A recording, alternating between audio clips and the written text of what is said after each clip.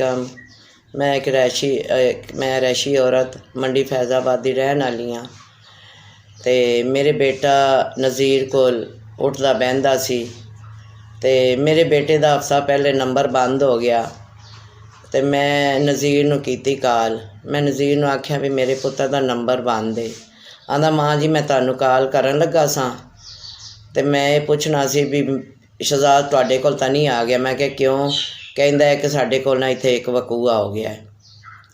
मैं परेशान हो गई। फिर दोबारा मैं कॉल की, फिर वो मैनू गालां कड्ढन लग पिया। मैनू की पुछदे जे, मैं तुहानूं दस दिता है, मैं तुहाडे कोल पुछया भी तुहाडे कोल आ गया है। फिर मैं चली गई थाने। बेटा मैं थाने गई हाँ तो थाने मैं जी ना लापते दी उन्होंने रिपोर्ट लिख दी। उन्होंने रिपोर्ट लिख दी तो उन्होंने मैं उन्होंने ये आख्या, मैं क्या मेरा मुजरम सिर्फ यही है, नज़ीर ही है। उन्होंने रिपोर्ट लिखी है। उन्होंने मैं 2-3 टाइम दिहाड़ी जाना करना। मैं क्या मेरा मुजरम ही वही है, मेरा पुत्र उनके कोल ही हुंदा सी और किसी कोल भी नहीं सी हुंदा।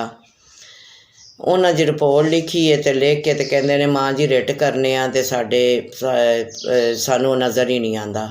जिसले माँ जी वो सानू असी रिट करांगे, असी फड़ांगे तो फिर उन्होंने लैके आवांगे तो फिर माँ जी तुहानू बुलावांगे। 3 महीनों बाद उन्होंने जी फड़िया ने। फड़ के तो फिर उनके कोलों सारा कुछ पुछया गया। मारिया उन्हें सही दस भी दिता इन्हों जो कुछ मेरे को हो गया है।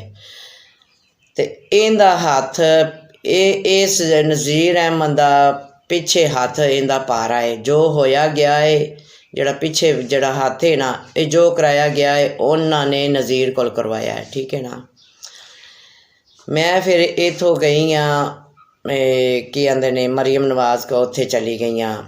तुहाडा दस्सिया सी मरीम नवाज दा हाउस दस्सिया सी, मैं उत्थे चली गई हाँ। मैं कि शायद उत्थे जावां भी मेरी बेटी मेरा एक्शन लवे।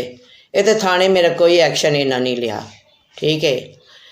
फिर इन्हां कोल फिर मैं आई हाँ तो फिर मैनू आंदे ने माँ जी काम नहीं करते जे। मैं क्या की आखे इस नज़ीर नूं 4 दिन तो जिस मैं तुहाडे कोल जी आई हाँ उत्थे तुहाडे कोल लाहौर आई हाँ उस वेले ईरान का सदर आया पिया सी।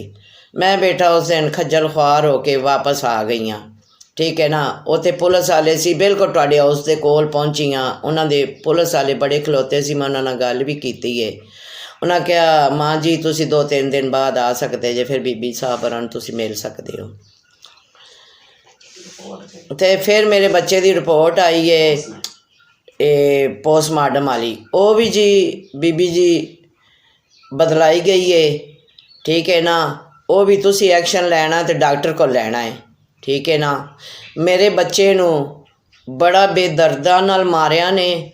3 महीने मेरे बच्चे बिल्कुल लापता सी। मेरे पुत्र का किधरों भी मुश्क भी नहीं आता सी। मैं रोंदी रहना करना मेरा पुत्र अल्लाह किधरों आ जावे, किधरों आ जावे, पर नहीं बीबी जी आया। मेरे पुत्र नाल ओ इन्हां ने जुल्म किया है ना बे जिसम सारा मांस जिसम का हैगा सी।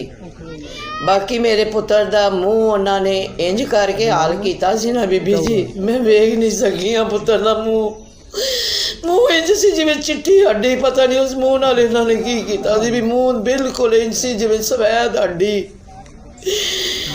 ते फिर मैं उस तो बाद फिर मैं मेरी CPO ननकाना साहब, IG पंजाब बीबी मरियम नवाज, मैनू इंसाफ चाहिए है, मैनू इंसाफ चाहिए। मेरे थाने वाले कोई इंसाफ नहीं करते, मैनू इंसाफ चाहिए है। मैं कहनी D&D रिपोर्ट भी ना बदला देन। मेरे पुत्र ने बड़ा जुल्मा ने मारिया ने, बड़ा मेरे पुत्र अजियत ना मारिया ने। मेरा पुत्र वेखण वाला नहीं सी। मैं मूँह नहीं बच्चे का वेख सकी हाँ। मैं वेख लेंदी अपने बच्चे का मूँह, मेरे बच्चे का मैं मूँह नहीं वेख सकी हाँ।